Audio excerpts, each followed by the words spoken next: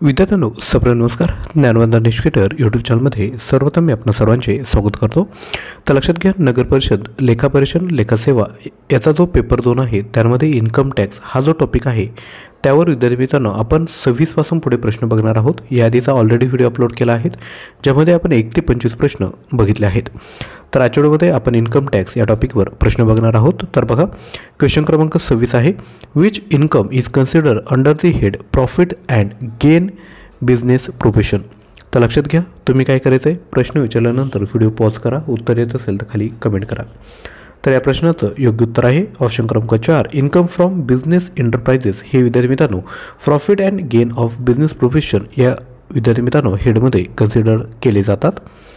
त्यानंतर नेक्स्ट आहे क्वेश्चन क्रमांक 27, under which section of the income tax act are donation to charitable institution eligible for deduction. तर लक्षात घ्या, इन्कम टॅक्सचा जो ॲक्ट आहे, अधिनियम आहे, त्यामध्ये आपण जे चॅरिटेबल ट्रस्ट असतो, सपोज एखादी संस्थान झालं ज्याला आपण दान देतो, तर ही इन्कम टॅक्सच्या कोणत्या स्लॅबमध्ये किंवा कोणत्या सेक्शनमध्ये त्याचं आपल्याला डिडक्शन भेटत असतं. तर राईट आन्सर आहे ऑप्शन क्रमांक सी 3 सेक्शन 80G. यासाठी आपल्याला काय करावं लागतं, जेव्हा तुम्ही दान देताना तेव्हा दानपेटीत टाकायचं नाही, त्या ठिकाणी काय करायचं, एक पावती करून घ्यायची आणि ही पावतीचे जे पुरावे आहेत, जे तुम्ही जेव्हा इन्कम टॅक्स जेव्हा क्लेम कराल तेव्हा तुम्हाला यामध्ये 80Gमध्ये सूट भेटून जाईल. त्यानंतर नेक्स्ट क्वेश्चन क्रमांक 28, which type of income is taxed at a flat rate under the presumptive taxation scheme. तर खालीलपैकी कोणता इन्कम जो आहे तो विद्यार्थी मित्रांनो फ्लॅट रेट ज्याचा आहे, तर ते आहे ऑप्शन क्रमांक 2 बिझनेस इन्कम. त्यानंतर नेक्स्ट क्वेश्चन क्रमांक 29, what is the due date for filing income tax return for individual in India. तर लक्षात घ्या, जर तुम्ही इंडिव्हिज्युअल असाल आणि आपल्याला इन्कम टॅक्स रिटर्न जर फाईल करायचं असेल तर लक्षात घ्या 31 जुलैपर्यंत आपल्याला विद्यार्थी मित्रांनो फाईल करावा लागतो ॲज पर 2021. त्यानंतर नेक्स्ट क्वेश्चन क्रमांक 30, which form is use to declare income and asset held abroad by Indian resident. तर जो फॉर्म आहे तो आहे TTR2. हा जो फॉर्म आहे तो विद्यार्थी मित्रांनो वापरला जातो. तर लक्षात घ्या, नगर परिषद, लेखा परीक्षण, लेखा सेवा पेपर 2 याचं विद्यार्थी मित्रांनो अजून जर तुम्ही तयारी केली नसेल किंवा तयारी केली असेल परंतु तुम्हाला वाटते की अजून ॲडिशनल तुम्हाला मटेरियल पाहिजे, तर लक्षात घ्या, नगर परिषदेने जेवढेही टॉपिक दिले आहेत त्या प्रत्येक टॉपिकवर आपण विद्यार्थी मित्रांनो एकूण 1400+ प्रश्न तयार केले आहेत. प्राईज आहे 199. प्रश्न आणि उत्तर लगेचच दिले जेणेकरून रिव्हिजन करायला तुम्हाला फायदा होईल. परचेस करण्यासाठी तुम्ही 93 56 25 60 34 यावर व्हॉट्सअप करायचं आहे. तसेच पेपर 1 सामान्य ज्ञान याकरता देखील आपल्याकडे 5000+ प्रश्न आहेत. यामध्ये तुम्हाला चालू घडामोडी, महाराष्ट्राचा इतिहास, समाजसुधारक, भूगोल, अर्थव्यवस्था, राज्यव्यवस्था, पर्यावरण हे सर्व टॉपिक तुम्हाला PDF स्वरूपात विद्यार्थी मित्रांनो प्रोव्हाइड केले जातील. त्यानंतर नेक्स्ट क्वेश्चन आहे क्वेश्चन क्रमांक 31, what is the penalty for non compliance with the previous of income tax act. तर राईट आन्सर आहे ऑप्शन क्रमांक 3 monetary fine and or imprisonment तुम्हाला विद्यार्थी मित्रांनो होऊ शकते. त्यानंतर नेक्स्ट क्वेश्चन क्रमांक 32, what is the maximum limit for tax deduction under section 80 CCD12 for contribution to the national pension scheme. तर लक्षात घ्या, मॅक्झिमम लिमिट किती असतं टॅक्स डिडक्शनचं, जर तुम्ही NPSमध्ये पैसे जर गुंतवत असाल तर लिमिट आहे ₹50,000.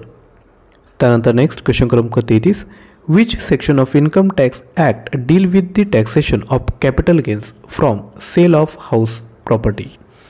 तर याचा राईट आन्सर आहे ऑप्शन क्रमांक 2 सेक्शन 24.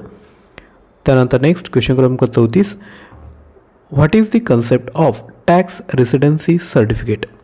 तर याचं विद्यार्थी मित्रांनो याला काय म्हणतात, तर a certificate to prove non residency.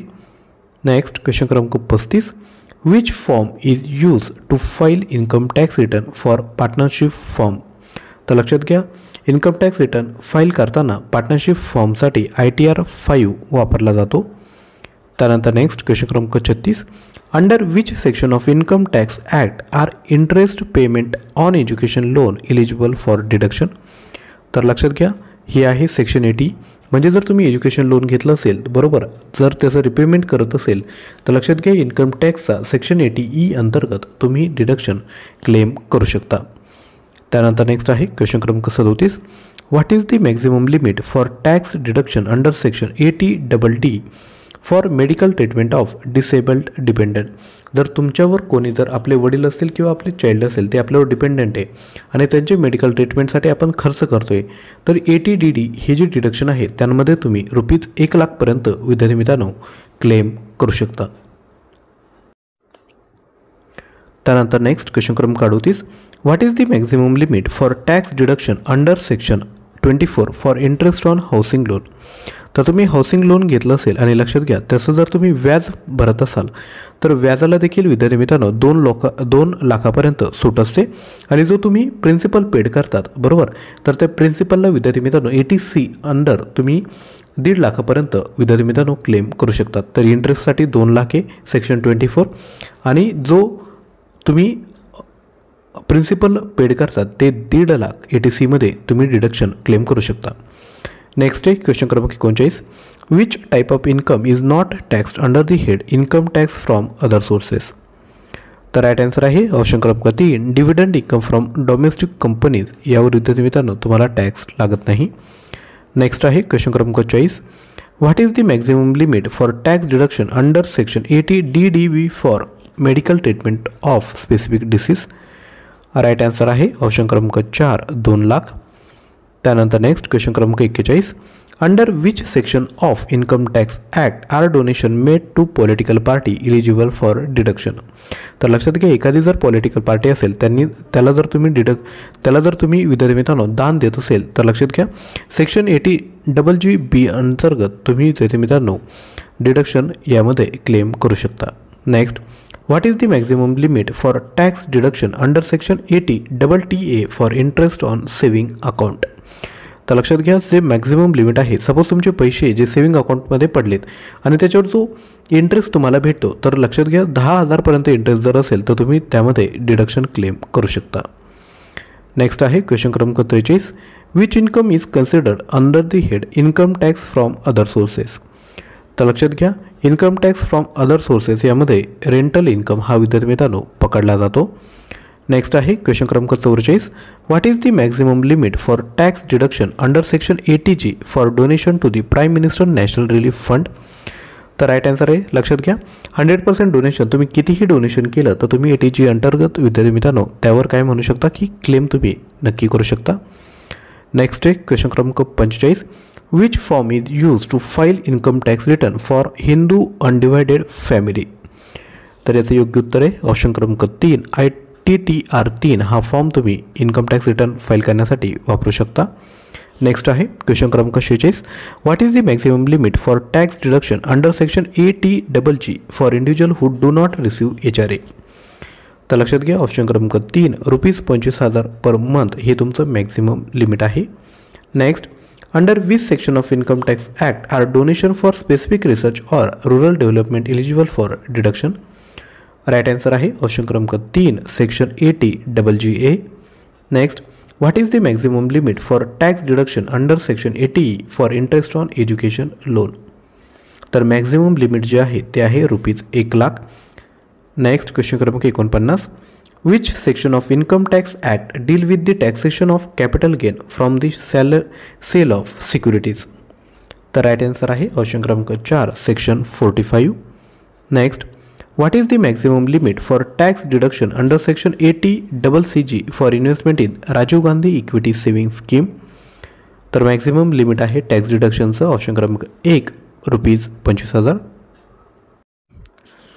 तर विद्यार्थी मित्रांनो आपल्याला पेपर 2साठी जर मटेरियल पाहिजे असेल तर 9356556034 यावर व्हॉट्सअप करा. 1400+ प्रश्न आहे. प्रश्न आणि उत्तर लगेचच दिलं आहे जेणेकरून रिव्हिजन करायला तुम्हाला फायदा होईल. तसंच पेपर 1चं देखील मटेरियल आहे सामान्य ज्ञानचं हे देखील आपण परचेस करू शकता.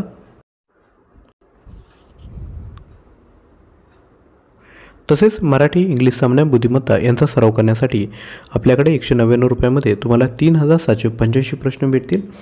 तर हे देखील आपण घेऊ शकता. आजचा व्हिडिओ जर आवडला असेल तर नक्की लाईक करा, शेअर करा आणि चॅनलवर नवीन असाल तर चॅनल सबस्क्राईब करा. थँक्यू.